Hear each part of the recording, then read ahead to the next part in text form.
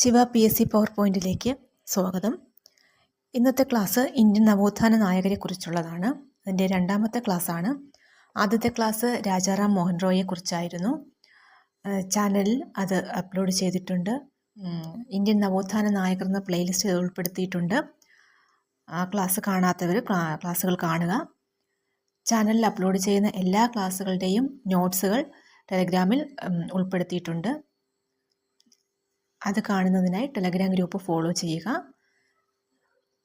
Telegram ഗ്രൂപ്പിൻ്റെ link description ബോക്സിൽ കൊടുത്തിട്ടുള്ളതാണ്. ഇന്നത്തെ ക്ലാസ്സിൽ നമ്മൾ നോക്കുന്നത് സ്വാമി വിവേകാനന്ദനെ കുറിച്ചാണ്. സ്വാമി വിവേകാനന്ദൻ 1863 ജനുവരി 12 ബംഗാളിലെ കൽക്കട്ടയിലാണ് ജനിച്ചത്. വിശ്വനാഥ ദത്തയുടെയും ഭുവനേശ്വരിയുടെയും മകനായാണ് സ്വാമി വിവേകാനന്ദൻ ജനിച്ചത്. 1902 ജൂലൈ 4 ബംഗാളിലെ ബേലൂർ മഠത്തിൽ വെച്ച് അദ്ദേഹം സമാധിയായി. സമാധിയാകുന്ന സമയത്ത് അദ്ദേഹത്തിൻ്റെ വയസ്സ് 39 വയസ്സായിരുന്നു. 39ാമത്തെ വയസ്സിലാണ് അദ്ദേഹം സമാധിയായത്. ഇദ്ദേഹത്തിൻ്റെ ജന്മദിനമായ ജനുവരി 12 ഇന്ത്യയിൽ ദേശീയ യുവജന ദിനമായാണ് ആചരിക്കുന്നത്. ജനുവരി 12 ഇന്ത്യയിൽ ദേശീയ യുവജന ദിനമായി ആചരിക്കുന്നു. 1892 കേരളത്തിലെത്തിയ അദ്ദേഹം കേരളത്തിലെ ജാതി വ്യവസ്ഥകളിലും ഉച്ചനീചത്വങ്ങളിലും രോഷം കൊണ്ട് കേരളം ഒരു ഭ്രാന്താലയം എന്ന് പ്രതികരിക്കുകയുണ്ടായി. കേരള സന്ദർശന വേളയിൽ അദ്ദേഹം ചട്ടമ്പി സ്വാമിയെയും സന്ദർശിച്ചിരുന്നു. അപ്പോൾ കേരളത്തെ ഒരു ഭ്രാന്താലയം എന്ന് വിശേഷിപ്പിച്ചത് അത് ആരാണ്? സ്വാമി വിവേകാനന്ദനാണ്. എന്തുകൊണ്ടാണ് അങ്ങനെ പറഞ്ഞത്? കേരളത്തിലെത്തിയ അദ്ദേഹം എന്ത് ചെയ്തു? കേരളത്തിലെ ഈ ജാതി വ്യവസ്ഥകളിലും പിന്നെ ഉച്ചനീചത്വങ്ങളിലും അതെല്ലാം കണ്ട് അദ്ദേഹത്തിന് രോഷം പൂണ്ടു. അദ്ദേഹത്തിന് ഇതൊന്നും ഉൾക്കൊള്ളാൻ കഴിയാത്ത വിധത്തിലുള്ള രീതികളാണ് നമ്മുടെ കേരളത്തിൽ കണ്ടത്. അങ്ങനെയാണ് അദ്ദേഹം കേരളം ഒരു ഭ്രാന്താലയം എന്ന രീതിയിൽ പ്രതികരിച്ചത്. 1892 തന്നെ അദ്ദേഹം കന്യാകുമാരി സന്ദർശിച്ചു. അവിടെ കടലിൽ ഒരു പാറയിൽ ധ്യാനനിരതനായി. ആ പാറയാണ് വിവേകാനന്ദ സ്മാരകമായി അറിയപ്പെടുന്നത്. നമുക്ക് തന്നെ കന്യാകുമാരി എന്ന് കേൾക്കുമ്പോൾ തന്നെ നമുക്ക് അവിടെ പ്രസിദ്ധമായിട്ട് നമുക്ക് ഓർക്കാൻ കഴിയുന്നതാണ് വിവേകാനന്ദ പാറ. ആ വിവേകാനന്ദ പാറ എന്ന് പറയുന്നതിൻ്റെ പിന്നിലുള്ള കാര്യമാണ് അദ്ദേഹം എന്ത് ചെയ്തു? 1892 അദ്ദേഹം കന്യാകുമാരി സന്ദർശിച്ചപ്പോൾ ഈ കടലിലെ ഈ പാറയിൽ ധ്യാനനിരതനായി. അങ്ങനെയാണ് ആ പാറയെ വിവേകാനന്ദ സ്മാരകമായി അത് വിവേകാനന്ദ പാറ എന്ന് അറിയപ്പെടുന്നത്. ഇദ്ദേഹത്തിൻ്റെ പ്രസിദ്ധമായൊരു പ്രസംഗമുണ്ട്, ചിക്കാഗോ പ്രസംഗം. 1893 നടന്നതാണ് ചിക്കാഗോ പ്രസംഗം. 1893 ചിക്കാഗോ ലോകമത പാർലമെൻറ്റിൽ ഇന്ത്യയെ പ്രതിനിധീകരിച്ചത് സ്വാമി വിവേകാനന്ദനാണ്. കൊളംബസ് അമേരിക്ക കണ്ടെത്തിയതിൻ്റെ 400ാം വാർഷികത്തോടനുബന്ധിച്ചാണ് ലോകമത പാർലമെൻറ്റ് നടന്നത്. അദ്ദേഹം അന്ന് ഈ ചിക്കാഗോ പ്രസംഗത്തിൽ അദ്ദേഹം പ്രസംഗിച്ചപ്പോൾ ആ പ്രസംഗം തുടങ്ങുന്നത് തന്നെ അമേരിക്കയിലെ പ്രിയപ്പെട്ട സഹോദരി സഹോദരന്മാരെ എന്ന് അഭിസംബോധന ചെയ്തുകൊണ്ടാണ് അദ്ദേഹത്തിൻ്റെ പ്രസിദ്ധമായ പ്രസംഗം ആരംഭിക്കുന്നത്. എന്താണ്? അമേരിക്കയിലെ പ്രിയപ്പെട്ട സഹോദരി സഹോദരന്മാരെ എന്ന് പറഞ്ഞുകൊണ്ടാണ് അദ്ദേഹത്തിൻ്റെ പ്രസംഗം ആരംഭിച്ചത്. ഈ ചിക്കാഗോ മതസമ്മേളനത്തിൽ സ്വാമി വിവേകാനന്ദനോടൊപ്പം പങ്കെടുത്ത പ്രമുഖ മലയാളിയായിരുന്നു രാജ രവിവർമ്മ.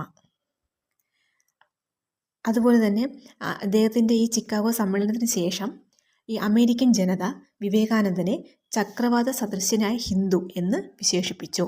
എന്താണ്? ചക്രവാത സദൃശ്യനായ ഹിന്ദു എന്നാണ് അമേരിക്കൻ ജനത വിവേകാനന്ദനെ വിശേഷിപ്പിച്ചത്. അതുപോലെ തന്നെ പ്രസക്തമായ മറ്റൊരു കാര്യമാണ് ഉത്തിഷ്ഠത ജാഗ്രത പ്രാപ്യവരാൻ നിബോധത എന്ന് ആഹ്വാനം നൽകിയ വ്യക്തിയാണ് സ്വാമി വിവേകാനന്ദൻ. കഠോപനിഷത്തിൽ നിന്നുള്ള വാക്യമാണിത്.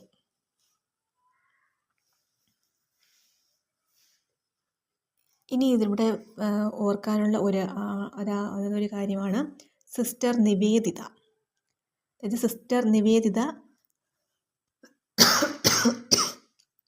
നിവേദിത സ്വാമി വിവേകാനന്ദനെ കുറിച്ച് രചിച്ചൊരു കൃതിയുണ്ട്, ദ മാസ്റ്റർ ആസ് ഐ സാ ഹിം.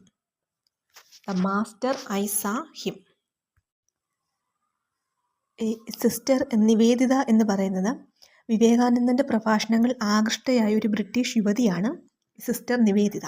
ഈ യുവതിയുടെ പേരെന്ന് പറയുന്നത് മാർഗരറ്റ് ഇ നോബിൾ എന്നാണ്. അതായത് മാർഗരറ്റ് എലിസബത്ത് നോബിൾ. ഇദ്ദേഹത്തിൻ്റെ പ്രഭാഷണങ്ങളിൽ ആകൃഷ്ടയായ ഈ യുവതി, അതായത് ബ്രിട്ടീഷ് യുവതിയാണ് മാർഗരറ്റ് ഇ നോബിൾ. ഈ യുവതിയാണ് പിന്നീട് സിസ്റ്റർ നിവേദിത എന്ന പേരിൽ സ്വാമിയുടെ ശിഷ്യയായത്. സിസ്റ്റർ നിവേദിത എഴുതിയ ആരെക്കുറിച്ച്, ഈ സ്വാമി വിവേകാനന്ദനെ കുറിച്ച് രചിച്ചൊരു കൃതിയാണ് the master as I saw him. ഇനി തൻ്റെ ഗുരുവായ സ്വാമി വിവേകാനന്ദൻ്റെ ഗുരുവാണ് ശ്രീരാമകൃഷ്ണ പരമഹംസർ. ഈ ശ്രീരാമകൃഷ്ണ പരമഹംസരുടെ ഉപദേശങ്ങൾ പ്രചരിപ്പിക്കുന്നതിന് വേണ്ടി സ്വാമി വിവേകാനന്ദൻ 1897 കൊൽക്കത്തയിലെ ബേലൂരിൽ ശ്രീരാമകൃഷ്ണ മിഷൻ സ്ഥാപിച്ചു. എന്താണ് ശ്രീരാമകൃഷ്ണ മിഷൻ? ശ്രീരാമകൃഷ്ണ മിഷൻ സ്ഥാപിച്ചത് ആരാണ്? സ്വാമി വിവേകാനന്ദനാണ്. സ്വാതന്ത്ര്യം, സമത്വം, സ്വതന്ത്ര ചിന്ത എന്നീ ലക്ഷ്യങ്ങൾ മുൻനിർത്തി സ്ഥാപിക്കപ്പെട്ട സംഘടനയാണിത്. ഈ ശ്രീരാമകൃഷ്ണ മിഷൻ്റെ വനിതാ വിഭാഗമാണ് ശാരദാ മഠം. ഇനി ഇദ്ദേഹത്തിൻ്റെ മറ്റൊരു അഭിപ്രായമാണ്, പട്ടിണി കിടക്കുന്നവനോട് മതബോധനം നടത്തുന്നത് അവനെ അപഹസിക്കുന്നതിന് തുല്യമാണ് എന്നാണ് സ്വാമി വിവേകാനന്ദൻ പറഞ്ഞത്. ഗീതയിലേക്ക് മടങ്ങുക എന്ന് ആഹ്വാനം ചെയ്തതും സ്വാമി വിവേകാനന്ദനാണ്. ഇദ്ദേഹത്തിൻ്റെ പ്രസിദ്ധമായ പത്രങ്ങളുണ്ട്. ഏതൊക്കെയാണ്? പ്രബുദ്ധ ഭാരതം, ഉദ്ബോധൻ എന്നിവ വിവേകാനന്ദൻ്റെ പ്രസിദ്ധമായ പത്രങ്ങളാണ്. ദേശസ്നേഹിയായ സന്യാസി എന്നാണ് സ്വാമി വിവേകാനന്ദനെ അറിയപ്പെടുന്നത്. ദേശസ്നേഹിയായ സന്യാസി. പിന്നെ ഇദ്ദേഹത്തിൻ്റെ പ്രധാന കൃതികളാണ് കർമ്മയോഗ, രാജയോഗ, ഭക്തിയോഗ, ജ്ഞാനയോഗ. ഇതൊക്കെയാണ് ഇദ്ദേഹത്തിൻ്റെ പ്രധാന കൃതികൾ. ഇനി നേരത്തെ പറഞ്ഞു വിവേകാനന്ദൻ്റെ ജന്മദിനമായ ജനുവരി 12 ദേശീയ യുവജന ദിനമായാണ് ആചരിക്കുന്നത്. അതുപോലെ ഇദ്ദേഹത്തെ ആധുനിക ഇന്ത്യയുടെ പിതാവെന്നും വിശേഷിപ്പിക്കുന്നുണ്ട്. ഇത് ആധുനിക ഇന്ത്യയുടെ പിതാവെന്ന് വിളിച്ചത് സുഭാഷ് ചന്ദ്രബോസാണ്. സ്വാമി വിവേകാനന്ദനെ ആധുനിക ഇന്ത്യയുടെ പിതാവ് എന്ന് വിളിച്ചത് സുഭാഷ് ചന്ദ്രബോസാണ്. ഇതാണ് നമുക്ക് സ്വാമി വിവേകാനന്ദനെ കുറിച്ച് നമുക്ക് അറിഞ്ഞിരിക്കേണ്ട പ്രധാനപ്പെട്ട കാര്യങ്ങൾ. ഇനി നമുക്ക് ശ്രീരാമകൃഷ്ണ പരമഹംസർ അദ്ദേഹത്തെക്കുറിച്ച് നോക്കാം. അദ്ദേഹം ജനിച്ചത് 1836 അദ്ദേഹം ജനിച്ചത്. അദ്ദേഹം ജനിച്ചത് പശ്ചിമ ബംഗാളിലെ കമർപുകൂർ വില്ലേജിലാണ്. അദ്ദേഹം ബംഗാളിലെ ദക്ഷിണേശ്വരത്തുള്ള ഒരു ക്ഷേത്രത്തിലെ പൂജാരിയായിരുന്നു. ആരാണ്? ഈ ശ്രീരാമകൃഷ്ണ പരമഹംസർ.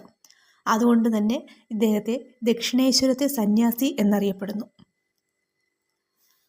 ശ്രീരാമകൃഷ്ണ പരമഹംസരാണ് സ്വാമി വിവേകാനന്ദൻ്റെ ആധ്യാത്മിക വഴികാട്ടി എന്ന് പറയുന്നത്. ശ്രീരാമകൃഷ്ണ പരമഹംസരുടെ യഥാർത്ഥ നാമം എന്ന് പറയുന്നത് ഗദാധർ ചാറ്റർജി എന്നായിരുന്നു. പിന്നെ അതുപോലെ തന്നെ ഗദാധർ ചാറ്റർജിയും ഗദാധർ ചടോപാധ്യായ എന്നും പറയുന്നുണ്ട്. ഇത് രണ്ടും ഒരാൾ തന്നെ എന്നാണ് കരുതപ്പെടുന്നത്. ഏതൊക്കെയാണ്? ഗദാധർ ചാറ്റർജി, പിന്നെ വേറൊരു പേര് ഗദാധർ ചടോപാധ്യായ. ഇത് രണ്ടും ഒരാൾ തന്നെയാണെന്നാണ് പറയപ്പെടുന്നത്. ഇനി ഇദ്ദേഹത്തിൻ്റെ പ്രധാന ദർശനം എന്ന് പറയുന്നത് മാനസേവയാണ് ഈശ്വര സേവ എന്നതാണ് ഇദ്ദേഹത്തിൻ്റെ പ്രധാന ദർശനം. 1886 ആഗസ്റ്റ് 16 അദ്ദേഹം സമാധിയായത്. ഇദ്ദേഹത്തിൻ്റെ ആപ്തവാക്യം ഏതാണ്? മാനവസേവ മാധവസേവ എന്ന ആപ്തവാക്യം ഇദ്ദേഹത്തിൻ്റെതാണ്. എന്താണ്? മാനവസേവ മാധവസേവ. അതായത് മനുഷ്യനെ സേവിക്കുക എന്നതാണ് ശരിയായ ഈശ്വര സേവ എന്നാണ് ഈ ആപ്തവാക്യത്തിൻ്റെ പൊരുളെന്ന് പറയുന്നത്. എന്താണ്? മാനവസേവ മാധവസേവ. അതുപോലെ തന്നെ രാമനായാലും കൃഷ്ണനായാലും അള്ളായാലും ക്രിസ്തു ആയാലും ഒരേ ദൈവത്തിൻ്റെ വ്യത്യസ്ത നാമങ്ങളാണ് എന്നാണ് ഇദ്ദേഹം അഭിപ്രായപ്പെട്ടത്. ശ്രീരാമകൃഷ്ണ പരമഹംസരെക്കുറിച്ച് ഇത്ര കാര്യങ്ങളെ അത്യാവശ്യം വേണ്ടത് ഇത്രയേ ഉള്ളൂ കേട്ടോ. ഇനി നോക്കാനുള്ളത് സ്വാമി ദയാനന്ദ സരസ്വതിയെക്കുറിച്ചാണ്. സ്വാമി ദയാനന്ദ സരസ്വതി 1824 ഫെബ്രുവരി 12 ഗുജറാത്തിലെ ടങ്കാറയിലാണ് ജനിച്ചത്. പൂർവാശ്രമത്തിൽ മൂൽശങ്കർ എന്നറിയപ്പെടുന്നു. എന്താണ് പൂർവാശ്രമത്തിൽ മൂൽശങ്കർ എന്നാണ് അറിയപ്പെടുന്നത്. ഇന്ത്യയുടെ പിതാമഹൻ എന്നറിയപ്പെടുന്നതും സ്വാമി ദയാനന്ദ സരസ്വതിയെയാണ്. സ്വാമി ബിർജാനന്ദനായിരുന്നു അദ്ദേഹത്തിൻ്റെ ഗുരു എന്ന് പറയുന്നത്. അഹിന്ദുക്കളെ ഹിന്ദുമതത്തിലേക്ക് പരിവർത്തനം ചെയ്യാൻ അദ്ദേഹം ശുദ്ധി പ്രസ്ഥാനം ആരംഭിച്ചു. ദയാനന്ദ സരസ്വതി ആരംഭിച്ചതാണ് ശുദ്ധി പ്രസ്ഥാനം. എന്താണ്? അഹിന്ദുക്കളെ ഹിന്ദുമതത്തിലേക്ക് പരിവർത്തനം ചെയ്യാൻ. അതുപോലെ തന്നെ ഹിന്ദുമതത്തിലെ കാൽവിൻ എന്നറിയപ്പെടുന്നത് സ്വാമി ദയാനന്ദ സരസ്വതിയാണ്. ഹിന്ദുമതത്തിലെ കാൽവിൻ എന്നറിയപ്പെടുന്നത്. കാൽവിൻ എന്ന് പറയുന്നത് ഒരു ഫ്രഞ്ചുകാരനായ സാമൂഹിക പരിഷ്കർത്താവാണ്, ജോൺ കാൽവിൻ. അതായത് ക്രിസ്തു മതത്തിലെ പരിഷ്കരണത്തിനായി പരിശ്രമിച്ച ഒരു പ്രൊട്ടസ്റ്റന്റ് വിഭാഗക്കാരനായ ഫ്രഞ്ചുകാരനാണ് ജോൺ കാൽവിൻ എന്ന് പറയുന്നത്. അപ്പം ഹിന്ദുമതത്തിലെ കാൽവിൻ എന്നറിയപ്പെടുന്നത് സ്വാമി ദയാനന്ദ സരസ്വതിയെയാണ്. വേദിക് ഹോം ഓഫ് ആര്യൻസ് എന്ന കൃതി രചിച്ചത് സ്വാമി ദയാനന്ദ സരസ്വതിയാണ്. ആര്യന്മാർ ഇന്ത്യയിലേക്ക് വന്നത് ടിബറ്റിൽ നിന്നുമാണ് എന്ന് ഈ കൃതിയിൽ അദ്ദേഹം അഭിപ്രായപ്പെട്ടിരിക്കുന്നു. അതുപോലെ ഏറ്റവും പ്രസിദ്ധമായ മറ്റൊന്നാണ് ആര്യ സമാജം. 1875 കത്തിയവാറിലെ മുംബൈയിലാണ് രാജ്ഘട്ടിൽ വെച്ച് അദ്ദേഹം ആര്യ സമാജം സ്ഥാപിച്ചു. 10 തത്വങ്ങൾ ആര്യ സമാജവുമായി ബന്ധപ്പെട്ടിരിക്കുന്നു. ഹൈന്ദവ നവീകരണത്തിലൂടെ ലോകത്തെ മഹത്തരമാക്കുക എന്നതായിരുന്നു ആര്യ സമാജത്തിൻ്റെ മുദ്രാവാക്യം. എന്താണ്? ഹൈന്ദവ നവീകരണത്തിലൂടെ ലോകത്തെ മഹത്തരമാക്കുക. ഹിന്ദുമതത്തിലെ അനാചാരങ്ങളെ ഒഴിവാക്കുക എന്ന ലക്ഷ്യത്തോടെയാണ് ആര്യ സമാജം സ്ഥാപിക്കപ്പെട്ടത്. ഏകദൈവ വിശ്വാസം പ്രോത്സാഹിപ്പിക്കുക, വിഗ്രഹാരാധനയെ എതിർക്കുക, ശൈശവ വിവാഹത്തെ എതിർക്കുക, സ്ത്രീകൾക്കെതിരായ അതിക്രമങ്ങളെ എതിർക്കുക, വിദ്യാഭ്യാസത്തെ പ്രോത്സാഹിപ്പിക്കുക എന്നിവയെല്ലാം ഈ ആര്യ സമാജത്തിൻ്റെ പ്രവർത്തനങ്ങളിൽ പെടുന്ന കാര്യങ്ങളാണ്. ഈ ആര്യ സമാജത്തിൻ്റെ ബൈബിൾ എന്നറിയപ്പെടുന്ന കൃതിയാണ് സത്യാർത്ഥ പ്രകാശം. സ്വാമി ദയാനന്ദ സരസ്വതിയാണ് സത്യാർത്ഥ പ്രകാശം എന്ന കൃതി രചിച്ചത്. ഇനി മറ്റൊന്നാണ് വേദങ്ങളിലേക്ക് മടങ്ങൂ എന്ന് ജനങ്ങളോട് ആഹ്വാനം ചെയ്തതും ദയാനന്ദ സരസ്വതിയാണ്. എന്താണ്? വേദങ്ങളിലേക്ക് മടങ്ങൂ. എന്തുകൊണ്ടാണ് അങ്ങനെ ആ ഒരു ആഹ്വാനം വന്നതിൻ്റെ പിന്നിൽ ഒരു കാര്യമുണ്ട്. അതായത് ഹിന്ദുമതത്തിൻ്റെ അടിസ്ഥാനം വേദങ്ങളാണെന്നും വേദങ്ങളിൽ പറഞ്ഞിട്ടില്ലാത്തതും പിന്നീട് ഹിന്ദുമതത്തിലേക്ക് കൂട്ടിച്ചേർക്കപ്പെട്ടതെല്ലാം അടിസ്ഥാന വിരുദ്ധവുമാണ് എന്നതായിരുന്നു ദയാനന്ദ സരസ്വതിയുടെ വാദം. എന്താണ്? ഹിന്ദുമതത്തിൻ്റെ അടിസ്ഥാനം വേദങ്ങളാണെന്നും വേദങ്ങളിൽ പറഞ്ഞിട്ടില്ലാത്തതും പിന്നീട് ഹിന്ദുമതത്തിലേക്ക് കൂട്ടിച്ചേർക്കപ്പെട്ടതെല്ലാം അടിസ്ഥാന വിരുദ്ധവുമാണ് എന്നാണ് ദയാനന്ദ സരസ്വതി പറഞ്ഞത്. ഈ പശ്ചാത്തലത്തിലാണ് വേദങ്ങളിലേക്ക് മടങ്ങുവിൻ എന്ന ആഹ്വാനം അദ്ദേഹം ഉയർത്തിയത്. അതുപോലെ മറ്റൊരു മുദ്രാവാക്യമാണ്, അദ്ദേഹവുമായിട്ട് ബന്ധപ്പെട്ട മറ്റൊരു മുദ്രാവാക്യമാണ് ഇന്ത്യ ഇന്ത്യക്കാർക്ക് എന്ന്. ഇന്ത്യ ഇന്ത്യക്കാർക്ക്. ഈ മുദ്രാവാക്യവും സ്വാമി ദയാനന്ദ സരസ്വതിയുടേതാണ്. 1883 ഒക്ടോബർ 31 ജോധ്പൂർ മഹാരാജാവിൻ്റെ കൊട്ടാരത്തിൽ വെച്ച് വിഷം കലർന്ന ഭക്ഷണം കഴിച്ചതിനെ തുടർന്നാണ് അദ്ദേഹം അന്തരിച്ചത്. പിന്നെ അതുപോലെ തന്നെ അദ്ദേഹത്തിൻ്റെ മറ്റ് ചില ആഹ്വാനങ്ങളുണ്ട്. എന്താണ്? സ്വരാജ്യ, സ്വഭാഷ, സ്വധർമ്മ. ഇതെല്ലാം സ്വാമി ദയാനന്ദ സരസ്വതിയുടെ ആഹ്വാനങ്ങളാണ്. ഇത്രയാണ് സ്വാമി ദയാനന്ദ സരസ്വതിയെക്കുറിച്ചുള്ളത്. ഇനി അടുത്തത് ജ്യോതിറാവ് ഫുലെ. ജ്യോതിറാവ് ഫുലെ 1827 ഏപ്രിൽ 11 മഹാരാഷ്ട്രയിലാണ് ജനിച്ചത്. ഇദ്ദേഹത്തെ മറ്റ് ചില പേരുകളിലും അറിയപ്പെടുന്നുണ്ട്. ഏതൊക്കെയാണ്? ഗോവിന്ദറാവ് ഫുലെ, ജ്യോതിബ ഫുലെ എന്നീ പേരുകളിലും ഇദ്ദേഹം അറിയപ്പെടുന്നു. സമൂഹത്തിലെ ദുർബല വിഭാഗങ്ങൾക്ക് സാമൂഹിക നീതി ഉറപ്പുവരുത്തുന്നതിനായി ഫുലെ 1873 മഹാരാഷ്ട്രയിൽ സത്യശോധക സമാജം ആരംഭിച്ചു. അപ്പോൾ ഈ സത്യശോധക സമാജം എന്ന് പറയുന്നത് ജ്യോതിറാവ് ഫുലെയാണ്. ഇനി ബ്രാഹ്മണ സമുദായത്തിനെതിരെയുള്ള ശക്തമായ കടന്നാക്രമണങ്ങളായിരുന്നു അദ്ദേഹത്തിൻ്റെ കൃതികളായ സാർവജനിക് സത്യധർമ്മ പുസ്തകം, ഗുലാംഗിരി എന്നിവ. ഈ ഗുലാംഗിരി എന്ന് വെച്ചാൽ അടിമത്തം എന്നിവ. ഇനി അദ്ദേഹത്തിൻ്റെ മറ്റു പ്രസിദ്ധ കൃതികളാണ് തൃതീയ രത്ന, ശിവജിയുടെ ജീവിതവും ഈശ്വരനും. ഇനി അതുപോലെ ഓർത്തിരിക്കേണ്ട മറ്റൊരു കാര്യമാണ് അംബേദ്കറുടെ രാഷ്ട്രീയ ഗുരു എന്നറിയപ്പെടുന്നത് ജ്യോതിറാവ് ഫുലെയാണ്. അദ്ദേഹത്തെക്കുറിച്ച് കുറച്ച് കാര്യങ്ങളേ ഉള്ളൂ. സർ സയ്യിദ് അഹമ്മദ് ഖാൻ. ഇദ്ദേഹം ജനിച്ചത് 1817 മുസ്ലിം സമുദായത്തിൻ്റെ ഉന്നമനത്തിനായി പ്രവർത്തിച്ച സാമൂഹ്യ പരിഷ്കർത്താവാണ് sir Sayyid Ahmed Khan. British government മുസ്ലിങ്ങളും തമ്മിൽ സൗഹൃദം ഉണ്ടാക്കുന്നതിനും മുസ്ലിം സമുദായത്തിൽ ഇംഗ്ലീഷ് വിദ്യാഭ്യാസവും പുരോഗമന ആശയങ്ങളും പ്രചരിപ്പിക്കുന്നതിനും അദ്ദേഹം നന്നായിട്ട് പ്രയത്നിച്ചിരുന്നു. ഇനി അദ്ദേഹത്തിനെ കുറിച്ച് പറയുമ്പോൾ നമുക്ക് ശ്രദ്ധിക്കാനുള്ളത് സയൻറ്റിഫിക് സൊസൈറ്റി സ്ഥാപിച്ചത് ഇദ്ദേഹമാണ്. 1862 സയൻറ്റിഫിക് സൊസൈറ്റി സ്ഥാപിച്ചത് സർ സയ്യിദ് അഹമ്മദ് ഖാനാണ്. അതുപോലെ തന്നെയാണ് അദ്ദേഹം സ്ഥാപിച്ച പരിഷ്കരണ പ്രസ്ഥാനമാണ് അലിഗഡ് പ്രസ്ഥാനം എന്ന് പറയുന്നത്. എന്താണ് അലിഗഡ് പ്രസ്ഥാനം? ഇദ്ദേഹത്തിൻ്റെ പരിഷ്കരണ പ്രസ്ഥാനമാണ്. അതുപോലെ 1875 മുഹമ്മദൻ ആംഗ്ലോ ഓറിയൻ്റൽ കോളേജ് ഇദ്ദേഹം സ്ഥാപിച്ചു. ഈ സ്ഥാപനം 1920 മുതൽ അലിഗഡ് മുസ്ലിം സർവകലാശാല എന്നറിയപ്പെടാൻ തുടങ്ങി.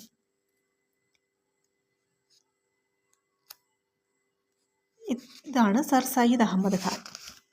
ഇദ്ദേഹത്തെക്കുറിച്ചൊക്കെ നമ്മൾ അത്യാവശ്യം 1-2 പോയിന്റുകൾ മാത്രമേ പ്രധാനപ്പെട്ടതായിട്ടുള്ളൂ. അപ്പോൾ ഇന്നത്തെ നമ്മുടെ ക്ലാസ് എന്ന് പറയുന്നത് സ്വാമി വിവേകാനന്ദൻ, ശ്രീരാമകൃഷ്ണ പരമഹംസർ, സ്വാമി ദയാനന്ദ സരസ്വതി, ജ്യോതിറാവ് ഫുലെ, സർ സയ്യിദ് അഹമ്മദ് ഖാൻ. ഇതിൽ സ്വാമി വിവേകാനന്ദനെ കുറിച്ച് മാത്രമേ നമ്മൾ കുറച്ച് കാര്യങ്ങളുള്ളൂ. ബാക്കിയെല്ലാം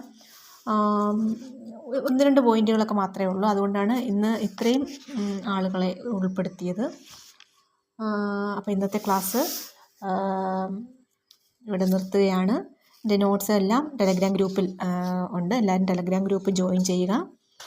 നോട്ട്സ് എല്ലാം ക്ലാസ് കണ്ടതിന് ശേഷം മാത്രമേ നോട്ട്സുകൾ കാണാവൂ. എങ്കിൽ മാത്രമേ നമുക്ക് നന്നായിട്ട് മനസ്സിലാവുകയുള്ളൂ. ഞാൻ എല്ലാ ക്ലാസ്സിലും പറയുന്ന കാര്യമാണ്. അപ്പം നമുക്കിനി അടുത്തൊരു ക്ലാസ്സിൽ കാണാം. Okay, thank you.